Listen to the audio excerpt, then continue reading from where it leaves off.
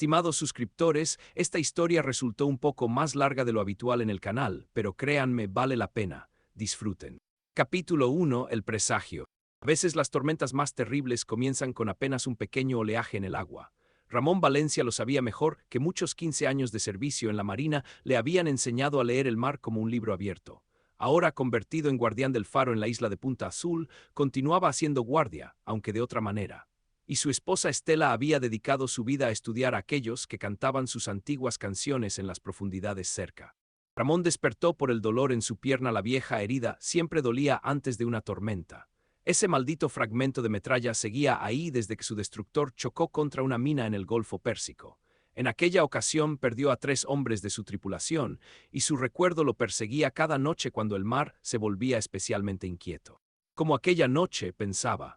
El agua era exactamente así negra como el aceite, con pequeñas crestas de espuma blanca, como si mostrara los dientes en una horrible sonrisa. Geó hasta la ventana. Estela ya no estaba, siempre salía para sus observaciones al amanecer, sin importar el clima. Así era ella, su esposa obsesionada con sus ballenas, dispuesta a empaparse bajo la lluvia durante horas con unos binoculares y un cuaderno. A veces Ramón pensaba que ella entendía a estas enormes criaturas mejor que a las personas. Tal vez por eso se había casado con él. También había algo de ballena en él, una especie de solidez silenciosa. El faro crujía por el viento creciente. Ramón subió a la sala de observación, donde cada objeto estaba en su lugar exacto. Mantenía allí el mismo orden que en el puente de mando de su último barco. Las lentes estaban pulidas hasta brillar la noche anterior, como cada noche durante los últimos 5 años, y el diario de observaciones yacía abierto en una página nueva. Los primeros rayos de sol apenas atravesaban las pesadas nubes cuando las vio. Las ballenas se movían de forma extraña, muy diferente a lo habitual. Ramón había observado muchas veces a estas majestuosas criaturas. Eran parte de su ritual matutino, como una taza de café fuerte y una nueva entrada en el diario. Pero hoy algo andaba mal. Las ballenas jorobadas, normalmente lentas y predecibles en sus movimientos, se agitaban como caballos asustados. Eran 5, no 7, que se sumergían en las profundidades y luego reaparecían en la superficie, como intentando huir de algo. Mercedes, su madre, subió con un termo de café. A sus 65 años conservaba el porte y los modales de la exitosa abogada de Boston que había sido hasta la muerte de su marido. Ramón recordaba el día en que ella apareció en la puerta del faro con una sola maleta y dijo: «Hijo, ya no puedo vivir en la ciudad. El mar se llevó a tu padre, ahora debe cuidar de mí». Desde entonces se convirtió en parte inseparable de su pequeño mundo, aportando sus... «Algo no está bien con las ballenas», dijo ella, sin siquiera mirar al mar. Mercedes siempre sabía, simplemente sabía y punto. En ese momento, abajo se cerró la puerta de golpe. Estela había regresado, y por la prisa de sus pasos en la escalera comprendieron que algo importante había sucedido. Entró como un torbellino en la habitación, con el pelo pelirrojo despeinado por el viento y los ojos ardiendo con ese fuego especial que solo aparecía en momentos de descubrimientos importantes. Sus mejillas estaban sonrojadas por el frío aire matutino, y en sus manos sostenía un gastado cuaderno con cubierta impermeable, su eterno compañero.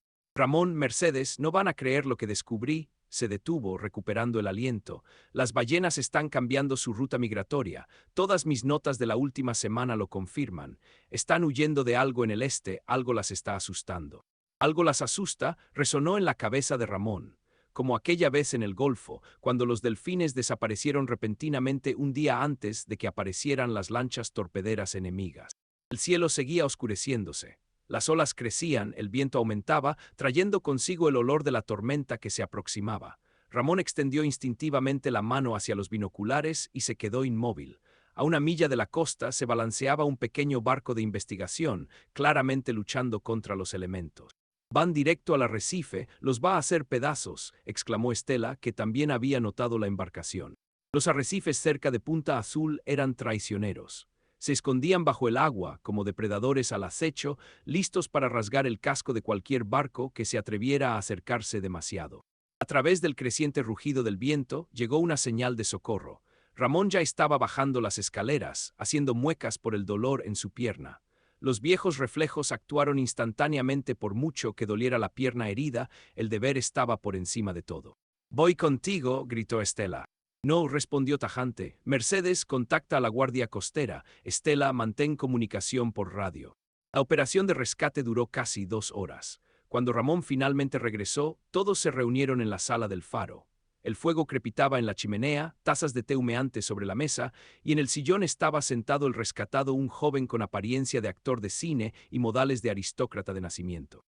Doctor Diego Soler se presentó, irradiando encanto como el faro irradia luz, del Instituto Oceanográfico. Estoy aquí por sus investigaciones, señora Valencia. Me interesan especialmente sus datos sobre la migración de ballenas y los sistemas de corrientes profundas. Mercedes, sentada en su sillón favorito junto a la chimenea, frunció imperceptiblemente el ceño. Tras 30 años de práctica legal, había aprendido a detectar la falsedad en las voces de las personas, y ahora algo en el tono de Soler le raspaba el oído, como una astilla. Ella no lo sabía, aún no lo sabía, que esa astilla en pocas semanas se convertiría en un cuchillo apuntando al corazón mismo de su familia. Afuera rugía la tormenta y las ballenas ya habían descendido a las profundidades, llevándose consigo su inquietud. Y en la acogedora sala del faro en la isla de Punta Azul comenzaba una historia que cambiaría sus vidas para siempre. Una historia de amor y traición, de deber y tentación, de lo fácil que es perderse y lo difícil que es encontrar el camino a casa. Capítulo 2. El encanto. Había pasado una semana desde aquella mañana tormentosa cuando Diego Soler apareció en su isla. Una semana que imperceptiblemente cambió la rutina habitual de los habitantes del faro, como una ola que socava lentamente los acantilados costeros. Estela pasaba cada vez más tiempo en su laboratorio de investigación, instalado en una vieja cabaña de pescadores junto al muelle, mientras Ramón miraba más prolongadamente el horizonte, como si intentara. Los marineros saben, las tormentas más peligrosas no llegan con estruendo y rugido, sino que se acercan sigilosamente como felinos, engañosamente cariñosas, hasta que es demasiado tarde. Mira estos datos, Estela. La voz de Soler sonaba como terciopelo, papel de lija envuelto en seda. Se inclinó sobre la computadora, casi rozando su hombro con el de ella. En la pantalla parpadeaban gráficos de migraciones, mapas de temperatura, datos de ecosondas. Estamos al borde de un descubrimiento grandioso. Tus observaciones de los últimos años son la pieza que faltaba en este rompecabezas. Estela sentía su respiración en la mejilla, el apenas perceptible aroma de su colonia cara. Diego era tan diferente a la gente de aquí, pulido como un guijarro en la playa, brillante con sus credenciales científicas y modales sofisticados. Más tarde, mucho más tarde, comprendería. Los guijarros se vuelven lisos porque el mar los golpea contra las rocas durante siglos, lavando todo lo vivo. Mira, sus dedos volaban sobre el teclado, abriendo nuevas ventanas con datos. Si superponemos tus registros sobre el comportamiento de las ballenas con el mapa de corrientes profundas, impresionante, ¿entiendes lo que esto significa? Por supuesto que lo entendía. 15 años de observaciones, horas interminables en el mar con cualquier clima, miles de notas en cuadernos mojados, todo esto de repente cobraba un nuevo significado a la luz de sus teorías. Ramón no notó los cambios en su esposa de inmediato. Al principio fueron detalles: la cena fría, la tetera olvidada en la estufa, el libro sin leer en la mesita de noche, ese mismo que antes releía cada año en su aniversario. Luego comenzó a regresar cada vez más tarde, con los ojos brillantes y una sonrisa distraída. Diego me mostró resultados asombrosos de modelado, decía, gesticulando con las manos, como en los primeros años de su relación. ¿Te imaginas? Podemos demostrar la conexión entre los cambios en el comportamiento de las ballenas y los procesos oceánicos globales. Ramón recordaba otro entusiasmo en su voz cuando vio el faro por primera vez, cuando planeaban su vida allí, cuando soñaban con un futuro que ahora parecía tan lejano. Mercedes observaba lo que sucedía con la cautela de un viejo perro guardián. Su instinto de abogada, afinado por años de trabajo con debilidades y vicios humanos, hacía sonar la alarma. Una noche, pasando junto al laboratorio, notó cómo Soler, creyendo que nadie lo veía, fotografiaba documentos en el escritorio de Estela. «Solo hago copias para el instituto», explicó al día siguiente con una sonrisa desarmante. «Burocracia, ya sabe, todo debe estar documentado». La sonrisa era impecable, demasiado impecable, como una lápida sobre una tumba reciente. La primera discusión seria entre Ramón y Estela ocurrió un viernes por la noche, cuando ella se perdió su tradicional cena familiar. «Pasas demasiado tiempo con ese Soler», dijo Ramón, tratando de que su voz sonara uniforme. «No empieces», cortó ella, «esta es una investigación importante, quizás la más importante de mi carrera. ¿Por qué no puedes alegrarte por mí?» «Porque algo no está bien aquí», se detuvo buscando las palabras. «He visto muchas tormentas, Estela, y ahora siento que se acerca una muy grande». Ella se rió, pero en su risa sonó una nota desconocida. Solo estás celoso. Diego es un científico brillante, tiene contactos con los mejores centros de investigación del mundo. Puede ayudar a que mi trabajo reciba reconocimiento. Y estás segura de que solo se trata del trabajo. Las palabras salieron antes de que pudiera detenerlas. Estela se quedó inmóvil, como si la hubieran golpeado. Luego se dio la vuelta y salió, cerrando la puerta con tanta fuerza que los cristales tintinearon. Esa noche, Ramón permaneció largo tiempo en la plataforma del faro, mirando las luces del laboratorio junto al muelle. Allí, inclinados sobre la computadora, Estela y Soler estudiaban algunos datos. Sus siluetas aparecían de vez en cuando en la ventana, demasiado cerca una de la otra para hacer simple comunicación laboral. Está jugando con sus ambiciones, la voz de Mercedes lo hizo sobresaltarse.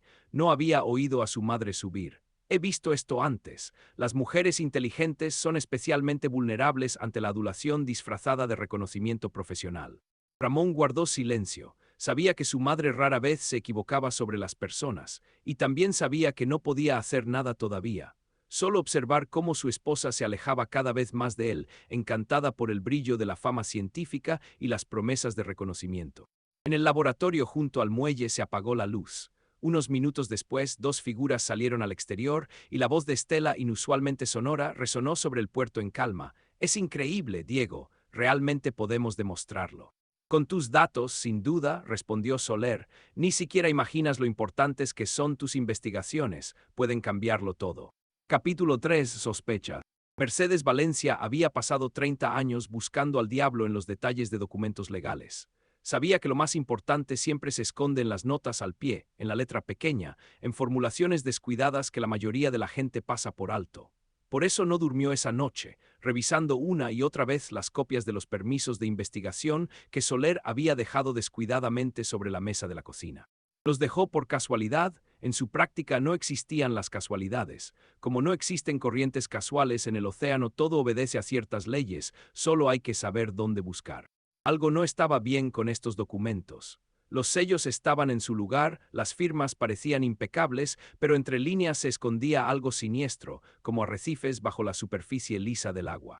Realización de investigaciones oceanográficas complejas, derecho a recopilar y analizar datos, posibilidad de instalar equipos especiales, formulaciones habituales para una expedición científica, pero luego, en la sección Disposiciones adicionales, encontró lo que buscaba. Dios mío, susurró Mercedes, poniéndose las gafas para ver mejor el texto pequeño. Aquí está. Al mismo tiempo, Ramón estaba sentado en su viejo despacho, instalado en una de las habitaciones del faro, manteniendo una conversación por radio no del todo reglamentaria. El viejo transmisor militar, dado de baja después de su retiro del servicio, silbaba y crepitaba suavemente. Hack Harris, soy Ramón Valencia, sí, el mismo del Golfo Pérsico. Escucha, necesito ayuda. Puedes investigar a alguien, Diego Soler, del Instituto Oceanográfico. En su día, él y Hack sirvieron juntos en el destructor. Hack ahora trabajaba en seguridad para una gran corporación y su acceso a bases de datos era, digamos, más amplio que el oficial. Mientras tanto, en el laboratorio junto al muelle, Estela y Soler se inclinaban sobre nuevos datos de la ecosonda. En la pantalla de la computadora danzaban extrañas sombras, siluetas inusuales para estas aguas de grandes criaturas marinas. Esto no puede ser un grupo normal. Estela golpeaba nerviosamente la mesa con su lápiz. El patrón de movimiento es diferente y también los tamaños. ¿Y si son ellas? Soler se acercó más, su respiración le hacía cosquillas en la oreja, esas mismas que se consideraban extintas.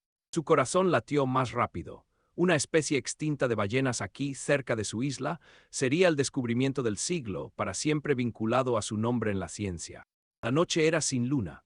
Salieron al mar en una pequeña embarcación que Soler había alquilado para observaciones nocturnas. Las olas mecían suavemente la nave, las estrellas se reflejaban en el agua oscura, creando la ilusión de infinitud como si no navegaran por el océano, sino entre constelaciones. Mira, susurró Soler, señalando la pantalla parpadeante del hidrófono, están justo debajo de nosotros. Estela contuvo la respiración. En ese momento, desde las profundidades llegó un canto antiguo, inhumanamente hermoso.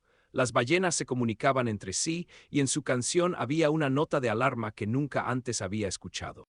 Increíble, Soler se acercó aún más. En la oscuridad sus ojos brillaban extrañamente. ¿Te das cuenta de que estamos haciendo historia?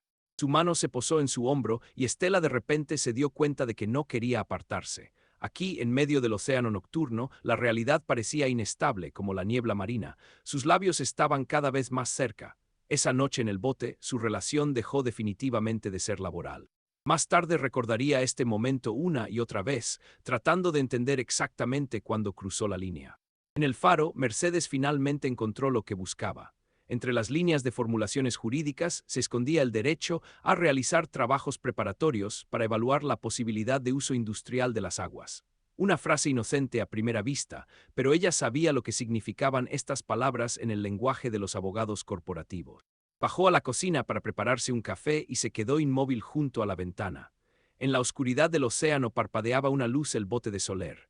Allí, a bordo, su nuera parecía haberse perdido en un peligroso juego con un hombre cuyas verdaderas intenciones se volvían cada vez más claras. Ramón tampoco dormía. Jack había enviado los primeros resultados de la verificación y eran preocupantes. Soler realmente trabajaba en el Instituto Oceanográfico, pero sus investigaciones se financiaban a través de una compleja red de empresas fantasma, y todos los hilos conducían a una fuente, Pacific Maritime Holdings, una empresa que se interesaba más por el dinero que por la ciencia. Mucho dinero. Ten cuidado, Ramón, advirtió Jack. A estos tipos no les gusta que alguien meta las narices en sus asuntos. Tienen a su gente en todas partes en el gobierno, en círculos científicos, incluso en la Guardia Costera.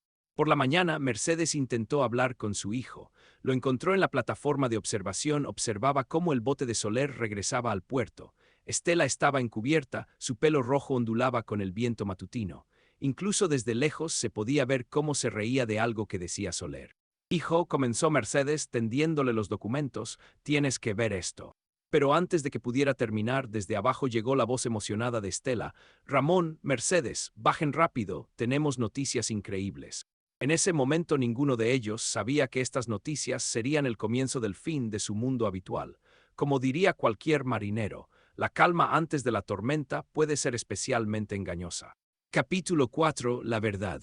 La verdad es como la marea, puedes contenerla por un tiempo, pero tarde o temprano cubrirá toda la costa. Ramón Valencia lo descubrió al amanecer, cuando el transmisor militar zumbó y la voz de Jack Harris cortó el silencio previo al amanecer del faro. Algunas noticias es mejor recibirlas de pie, como un disparo o un golpe en el estómago si vas a caer, al menos que sea desde tu propia altura.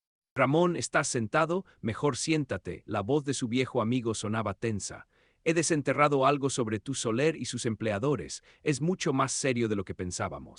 Pacific Maritime Holdings. Ramón recordaba esta empresa. Hace 3 años construyeron un puerto de aguas profundas en la costa de Oregón.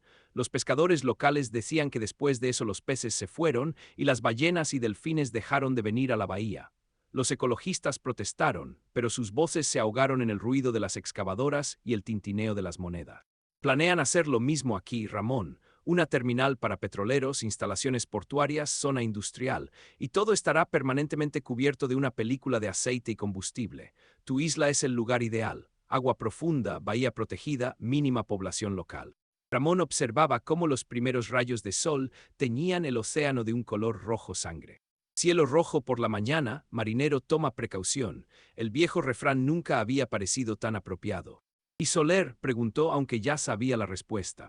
Es su hombre, se especializa en, digamos, preparar territorios. Encuentra puntos débiles, se gana la confianza. Tiene a sus espaldas 3 puertos y 2 reservas naturales destruidas, y ninguna investigación científica real. Abajo se cerró la puerta. Estela había regresado de otra observación nocturna. Sus pasos en la escalera sonaban ligeros, casi bailando. Había estado feliz los últimos días, demasiado feliz. Ramón bajó a la cocina, donde Mercedes ya preparaba el desayuno. Una mirada a su rostro le bastó para entender, era hora de actuar. Encontré documentos sobre los planes de construcción, sacó una carpeta de debajo de una pila de libros de cocina. Ni siquiera lo ocultan, muchos solo usan términos que una persona normal no entendería sin un diccionario legal. Estela entró en la cocina, tarareando algo. Sus mejillas estaban sonrojadas por el aire matutino, en sus ojos bailaban chispas. Ramón sintió que se le encogía el corazón, sabía que ahora iba a destrozar ese mundo feliz en pedazos. Tenemos que hablar, su voz sonó más apagada de lo que quería. Claro, sonrió sacando una taza del armario. Diego me mostró resultados asombrosos de modelado. Podemos publicar mi artículo científico en... Diego Soler no es quien dice ser. La taza se detuvo a medio camino hacia la mesa. Estela se volvió lentamente hacia su marido. ¿De qué estás hablando? Trabaja para Pacific Maritime Holdings. Todo esto, sus investigaciones, su interés en tu trabajo es solo una tapadera. Planean construir aquí un puerto para petroleros. Estela se rió, pero de forma insegura. Esto es simplemente ridículo. Tonterías, solo estás celoso. Diego es un científico respetado, que nunca ha publicado un solo trabajo científico. Ramón extendió sobre la mesa las impresiones enviadas por Hack, pero tiene una rica experiencia en destruir ecosistemas costeros. No lo creo, pero su voz tembló. Me mostró sus investigaciones. Falsificaciones. Mercedes puso ante ella la carpeta con documentos, como estos permisos. Mira, aquí y aquí formulaciones veladas sobre el uso industrial del territorio. Estela se sentó como si sus piernas se negaran a sostenerla. Revisó los documentos y el color abandonó gradualmente su rostro. No, susurró, no, no, no. En ese momento sonó su teléfono. En la pantalla apareció el nombre de Soler. Estela, su voz sonaba emocionada y alegre. Tengo noticias increíbles. El instituto está dispuesto a publicar nuestra investigación conjunta en el próximo número de Oceanographic Review. Es un avance. Necesitamos reunirnos, discutir los detalles. Miró a su marido, luego los documentos, luego nuevamente el teléfono. En sus ojos flotaba el miedo de alguien que de repente comprende que ha estado caminando sobre hielo delgado y ahora escucha el primer crujido traicionero bajo sus pies. Además, no podía simplemente borrar de su vida la noche anterior en el bote. Yo te llamaré después, su voz sonaba ronca. En el silencio que siguió se podía escuchar cómo las olas golpeaban las rocas abajo. A lo lejos gritaban las gaviotas, sus gritos parecían un llanto. Es todo mi trabajo, susurró Estela, mis investigaciones, 15 años de observaciones, resulta que simplemente me estaba usando. Nos estaba usando a todos, corrigió suavemente Mercedes, pero el juego aún no ha terminado. En ese momento, a través de la ventana se veía cómo el bote de Soler se acercaba al muelle. Él subía por el sendero hacia el faro elegante, seguro de sí mismo, con su invariable sonrisa. Un hombre acostumbrado a conseguir lo que quiere. Algunas personas son como tiburones, nunca dejan de moverse, nunca se sacian y nunca sienten remordimiento. Pero incluso los tiburones a veces caen en las redes de pescadores experimentados. Capítulo 5. La elección. Dicen que antes de tomar la decisión más importante de tu vida, debes escuchar a tu corazón. Pero, ¿qué hacer cuando el corazón se desgarra entre la verdad y la mentira, entre el deber y la tentación? Estela Valencia encontró la respuesta a esta pregunta en aquella mañana gris, cuando el mar le trajo su último regalo. Los regalos del mar no siempre vienen envueltos en un bonito envoltorio. A veces se presentan como una elección entre dos caminos igualmente dolorosos. Salió al mar antes del amanecer, sola por primera vez en semanas sin la compañía de Soler. Su pequeña embarcación se deslizaba por las olas como un fantasma, mientras en su cabeza daban vueltas fragmentos de la conversación de ayer con Ramón. Los documentos que él le había mostrado quemaban su memoria como ácido. El primer rayo de sol apenas tocaba el horizonte cuando los vio. Al principio fue solo un chapoteo inusual, diferente a los movimientos habituales de las ballenas, luego otro y otro más. Dios mío, susurró Estela, agarrando la cámara. Emergieron de las profundidades como antiguas deidades enormes, majestuosas, diferentes a cualquier especie conocida. Su piel reflejaba plata a la luz matutina, y las marcas características en sus espaldas formaban un patrón que antes solo había visto en viejos grabados. Existen momentos de claridad absoluta, cuando todas las dudas desaparecen, como la niebla bajo el sol matutino. Este era uno de esos momentos. Con manos temblorosas encendió el equipo de grabación. Cada chapoteo, cada exhalación, cada movimiento de los cuerpos colosales, todo quedaba registrado en la cámara. Una especie de ballenas considerada extinta estaba allí, justo frente a ella, y esto lo cambiaba todo.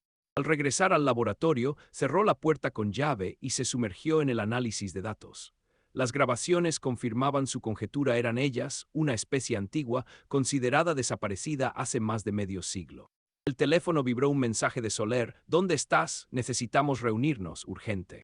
Estela miró la pantalla de la computadora, donde se habían congelado los fotogramas de los gigantes plateados, luego el teléfono. Por primera vez en mucho tiempo, veía la situación con claridad cristalina. Soler apareció una hora después. Entró en el laboratorio con su habitual andar seguro, pero algo en sus ojos era diferente, algo depredador. Estuviste en el mar esta mañana, no era una pregunta, sino una afirmación. Seira. ¿Y encontraste algo? Vaciló, nada especial, observaciones rutinarias. Su sonrisa se ensanchó, pero sus ojos permanecieron fríos. Vamos, Estela, vi tu bote en esa parte de la bahía donde normalmente no hay ballenas, y tu equipo estuvo grabando algo durante al menos 2 horas. Se acercó más, puso sus manos sobre sus hombros, un gesto que antes hacía latir su corazón más rápido, pero que ahora solo provocaba repulsión y ansiedad. Sabes, la corporación está dispuesta a ofrecerte algo especial. Su voz se volvió suave, envolvente. El puesto de directora del programa ecológico, una cifra de 7 dígitos en el contrato, reconocimiento internacional. Y a cambio te convertirás en la cara de nuestro proyecto. Le contarás al mundo cómo nos preocupamos por el medio ambiente, cómo la tecnología moderna puede coexistir con la naturaleza. Y estas ballenas. Sus dedos presionaron un poco más fuerte sus hombros. ¿Qué ballenas, Estela? No viste nada esta mañana, y si viste algo, sabes, la reputación de un científico es cosa frágil, especialmente cuando aparecen pruebas de falsificación de datos en investigaciones anteriores. La amenaza era evidente. Estela sintió náuseas subiendo a su garganta. En ese momento, desde el mar llegó el sonido de motores trabajando. Un gran barco entraba en la bahía, no una embarcación pesquera, algo mucho más serio. Aquí llegan nuestros especialistas. Soler se acercó a la ventana. Investigaciones preliminares del fondo, una formalidad en realidad. En un año habrá aquí un moderno puerto de aguas profundas. El progreso no se detiene, Estela. Ella observaba cómo el enorme barco anclaba en la bahía. En cubierta se veían equipos para perforación profunda. Dame tiempo para pensar, querido. Su voz sonaba uniforme, aunque por dentro todo temblaba.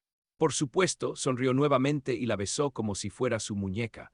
Tienes hasta mañana, pero recuerda, algunas oportunidades se presentan solo una vez en la vida. Cuando se fue, Estela sacó su teléfono y marcó un número que no había usado en muchos años. Soy Estela Valencia. ¿Recuerdas que dijiste que siempre estarías dispuesto a ayudar? Necesito consejos sobre la publicación de datos especiales. Las viejas conexiones son como cadenas de ancla, se oxidan con el tiempo, pero en un momento crítico pueden evitar que un barco se estrelle. Por la noche, mirando desde la ventana del faro las luces del barco de investigación en la bahía, tomó su decisión. La verdad era, como este faro su luz podía quemar, pero era precisamente ella la que mostraba el camino a casa a los barcos perdidos. Ramón la encontró en el laboratorio después de medianoche. Estaba sentada frente a la computadora, copiando metódicamente archivos. Están aquí, dijo sin volverse. Una especie antigua, prueba viviente de que estas aguas deben protegerse, y voy a usar esta prueba. Es peligroso, de ese desgraciado se puede esperar cualquier cosa. Lo sé, por eso voy a jugar su juego, que piensen que me han comprado, eso nos dará tiempo. Además, tengo otra carta contra Soler, muy fuerte. Ramón puso su mano en su hombro, no de forma dominante, como Soler, sino suavemente, como alguien dispuesto a apoyar cualquier decisión suya. No sé de qué hablas, pero sé que lo lograremos, dijo, juntos. Capítulo 6. La tormenta. Los viejos marineros dicen, una verdadera tormenta siempre llega de repente, incluso si la has estado esperando durante semanas. Aquella mañana, Ramón Valencia entendió que tenían razón. El cielo se oscureció en cuestión de minutos, como si alguien arriba hubiera decidido apagar la luz. Las olas, apenas perceptibles poco antes, se elevaban cada vez más y el viento aumentaba con velocidad alarmante. La naturaleza sabe elegir el momento, como si ella también hubiera decidido intervenir en esta historia, poner todos los puntos sobre las íes. El barco de investigación de Pacific Maritime Holdings apareció en la bahía al amanecer, una enorme masa oscura contra el fondo de nubes plomizas. Explorador marino, decía la inscripción en el costado, pero Ramón sabía que este nombre era tan falso como las credenciales científicas de Diego Soler. ¿Es que se han vuelto locos? Mercedes estaba junto a su hijo en la plataforma de observación del faro, mirando cómo el barco intentaba anclarse. Con este tiempo ni siquiera los pescadores salen al mar. ¿Tienen prisa? Ramón se llevó los prismáticos a los ojos. ¿Ves el equipo en cubierta? No es para investigación. Van a comenzar perforaciones de prueba para la construcción del puerto. En la cubierta del explorador marino se agitaban personas que parecían hormigas. Una enorme perforadora se balanceaba en la grúa, lista para descender. Soler estaba en el puente junto a un hombre con traje de negocios ridículo en medio de este caos marino. Algunas personas nunca entienden el mar. Piensan que pueden conquistarlo con tecnología y dinero, olvidando que el océano existía mucho antes que ellos y sobrevivirá a todos. La primera ráfaga de viento golpeó el costado del barco con tanta fuerza que se inclinó notablemente. Las olas pasaban por encima de la cubierta, arrastrando equipo no asegurado. Ramón, Estela entró corriendo a la plataforma, jadeando por la rápida subida por las escaleras. Acabo de recibir datos de la estación meteorológica. No es solo una tormenta, podría ser el huracán más fuerte en 50 años. Como confirmando sus palabras, una nueva ráfaga de viento golpeó las paredes del faro, haciéndolo temblar ligeramente. Abajo en la bahía, el explorador marino trataba desesperadamente de mantenerse en su lugar, pero las cadenas del ancla crujían por la tensión. La radio cobró vida con una voz ronca por las interferencias. Faro de Punta Azul, reciba, es el explorador marino. Tenemos problemas con el motor. Repito, problemas con el motor. Ramón agarró el micrófono, entendido cuál es la situación. El motor principal se ha apagado, el de reserva no arranca, las cadenas del ancla pueden no resistir, a bordo hay carga peligrosa. Carajo. La comunicación se interrumpió. En la cubierta del barco comenzó el pánico, las personas corrían tratando de asegurar el equipo suelto. Soler gritaba algo en un megáfono, pero sus palabras se ahogaban en el rugido de la tormenta. Carga peligrosa, Mercedes palideció. Ramón, si se refieren a lo que creo. Combustible para la perforación de prueba, completó él, toneladas de productos químicos y petróleo, si el barco se estrella contra los arrecifes. Todo lo vivo en la bahía morirá, susurró Estela, las ballenas. Ramón ya estaba bajando las escaleras, cojeando más de lo habitual, la vieja herida siempre se hacía notar con este clima. ¿A dónde vas?, gritó Estela. Al bote salvavidas, son idiotas, pero no podemos permitir que hundan aquí toda su basura. Voy contigo. No. Sí, en su voz había el mismo acero que antes, cuando decidió jugar un doble juego con Soler. Conozco esta bahía tan bien como tú, y tengo equipos para comunicarme con la guardia costera. Mercedes silenciosamente les entregó ambos chalecos salvavidas. Sabía que era inútil discutir. La terquedad era un rasgo familiar de los Valencia. El bote salvavidas se balanceaba junto al muelle como un caballo sin domar. Subir a bordo ya era una hazaña, las olas lo lanzaban de un lado a otro, amenazando con estrellarlo contra los pilotes. Desde el explorador marino, ahora llegaban sonidos de sirena. En los claros entre las olas se podía ver cómo las personas se ponían apresuradamente chalecos salvavidas. Soler corría por el puente, ya sea agarrando la radio o gritando algo al hombre del traje, que ahora estaba sentado en el suelo, mortalmente pálido. «Agárrate», gritó Ramón, dirigiendo el bote hacia la embarcación en peligro. Una nueva ola los elevó, y por un momento vieron todo el panorama. El explorador marino, inclinado hacia la derecha, el equipo de perforación suelto balanceándose en la grúa como un péndulo, y las oscuras siluetas de los arrecifes cada vez más cerca del casco. En el mar, los segundos se estiran hasta la eternidad, especialmente aquellos segundos cuando comprendes, ahora todo cambiará para siempre. El primer golpe del casco contra el arrecife sonó como un disparo, el segundo como una explosión. El barco se estremeció y desde el puente llegó el grito de Soler. «Abran la bodega de carga o todos nos hundiremos, aligeren la nave, es una orden». Estela palideció. «Dios mío, no van a». Ramón vio como varias personas corrían hacia la bodega de carga. Si la abrían ahora, toda la carga tóxica se derramaría directamente en la bahía. «Más rápido», gritó Estela agarrándose a las barandillas. «Ramón, más rápido». El bote se elevó en otra ola, y vieron cómo en la cubierta del explorador marino comenzaba una verdadera pelea. Varios miembros de la tripulación trataban de impedir que abrieran la bodega, mientras Soler les gritaba algo por el megáfono. Las olas lanzaban su pequeño bote como una astilla, pero Ramón tercamente lo dirigía hacia adelante. 15 años en la marina le habían enseñado una cosa: a veces la única manera de sobrevivir a una tormenta es enfrentarla. Capítulo 7. La batalla.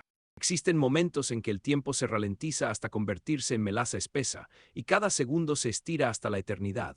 Para Ramón Valencia, ese momento llegó cuando su bote salvavidas se acercó al costado del explorador marino.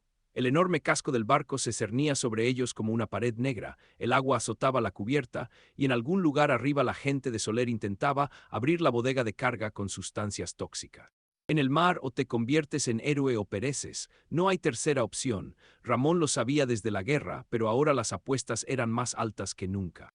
«Una escalera de cuerda», gritó a través del rugido de la tormenta. Desde el barco les lanzaron una escala de gato que se balanceaba como un péndulo sobre las olas embravecidas. «Yo primero», gritó Estela, agarrando las cuerdas mojadas. En su mochila llevaba una cámara impermeable, comprendía que necesitarían pruebas. Más tarde se sorprendería de su valentía, pero en ese momento el miedo parecía algo lejano e irreal, como un sueño de la noche anterior. La subida a cubierta fue como un ascenso al infierno. El viento los lanzaba de un lado a otro, las olas los empapaban con agua helada y el barco bajo ellos gemía y se estremecía por los golpes contra los arrecifes. Ramón subía último, haciendo muecas de dolor por su pierna herida. En cubierta reinaba el caos.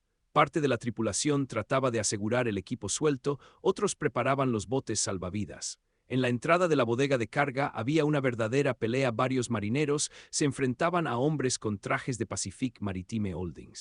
Alto, la voz de Soler resonó por toda la cubierta a través del megáfono. Es una orden, abran la maldita bodega o todos nos hundiremos. Estaba en el puente, ya no tan pulido y seguro como de costumbre. El viento había despeinado su peinado perfecto, su costoso traje estaba empapado y en sus ojos flotaba el pánico. Si lo hacen, morirá todo ser vivo en la bahía durante décadas, gritó Estela, abriéndose paso hacia la bodega. Ya había sacado la cámara y estaba filmando lo que ocurría. Hágala callar, Soler señaló a dos de sus hombres, quiten de en medio a esta loca y quítenle la cámara. Ramón se lanzó para interceptarlos, pero se le adelantó uno de los miembros de la tripulación, un joven con un tatuaje de delfín en el cuello. No la toquen, gritó el marinero. Capitán, quieren matar la bahía, esos miserables están dispuestos a destruirlo todo.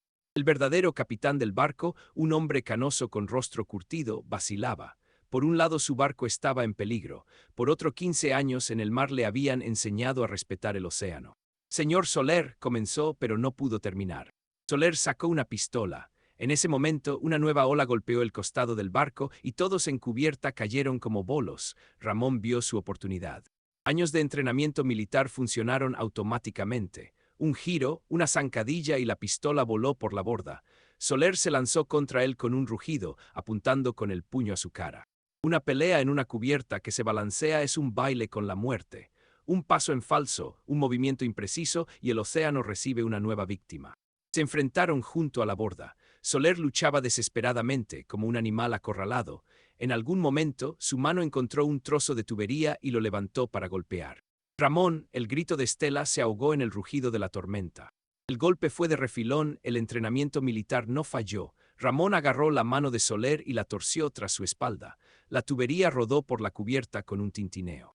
Escuchen todos, la voz de Estela resonó por toda la cubierta. Sostenía su teléfono como un arma. Estoy transmitiendo en directo, todo se está grabando y subiendo a la red, cada uno responderá por sus acciones y decisiones, la guardia costera ya viene en camino.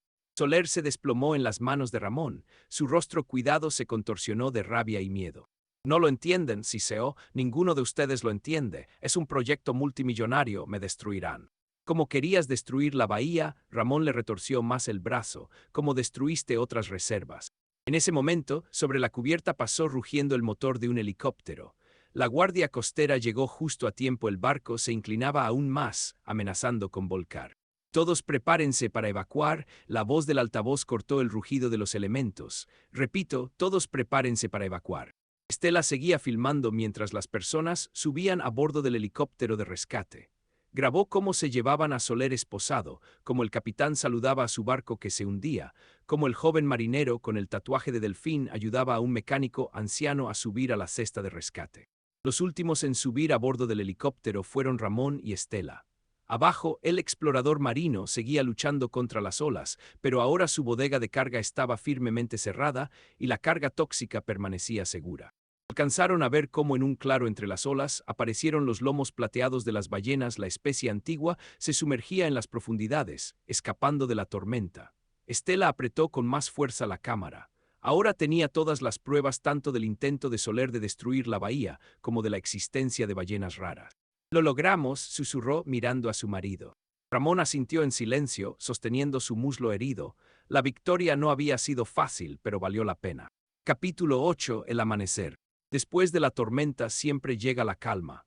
Es una ley de la naturaleza tan inmutable como las mareas.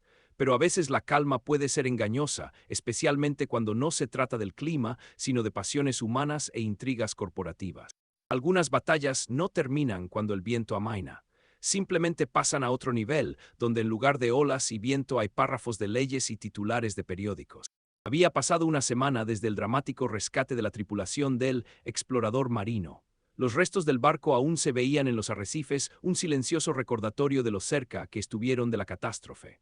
La bodega de carga, afortunadamente, permaneció intacta y un equipo especial de ecologistas trabajaba en la extracción segura de las sustancias tóxicas. Mercedes estaba sentada a la mesa de la cocina, con periódicos desplegados frente a ella. Pacific Maritime Holdings bajo investigación, decía un titular. Escándalo ecológico del año, intento de destrucción de un ecosistema marino único, gritaba otro. Han ofrecido un acuerdo, dijo cuando Ramón bajó a desayunar. Quieren silenciar el caso. ¿Y qué les respondiste? Ramón se sirvió café. Su cojera se había vuelto más notoria después de los eventos en el barco, pero en sus ojos había un nuevo brillo. Lo mismo que les decía a todos mis oponentes durante 30 años de práctica jurídica, Mercedes sonrió, que la verdad no está en venta. En el laboratorio junto al muelle, Estela terminaba de trabajar en su artículo. Su descubrimiento había causado el efecto de una bomba en la comunidad científica. Una rarísima especie de ballenas, considerada extinta, no solo existía, sino que había encontrado refugio precisamente en esas aguas que la corporación planeaba destruir. ¿Sabes?, le dijo a Ramón cuando entró, Diego tenía razón en una cosa, esto realmente lo cambió todo, solo que no como él planeaba. Ironías del destino, a veces nuestros peores enemigos se convierten involuntariamente en ayudantes para lograr nuestros objetivos. Las noticias llegaban una tras otra. Diego Soler había testificado contra sus empleadores, esperando una reducción de su condena. Sus confesiones, junto con los videos de Estela y los documentos de Mercedes, crearon una base probatoria irrefutable.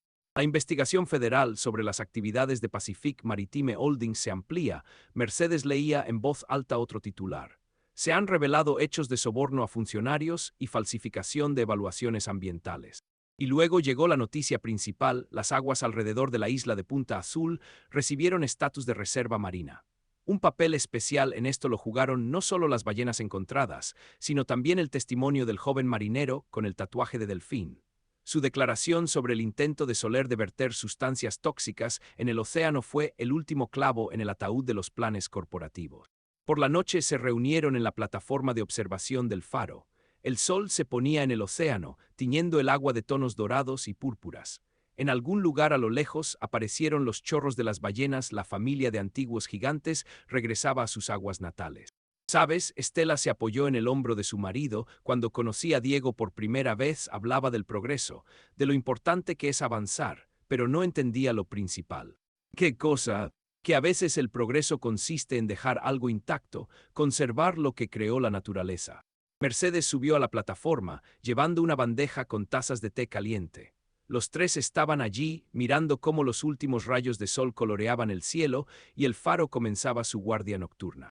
Hablé con el editor, dijo Estela después de un largo silencio.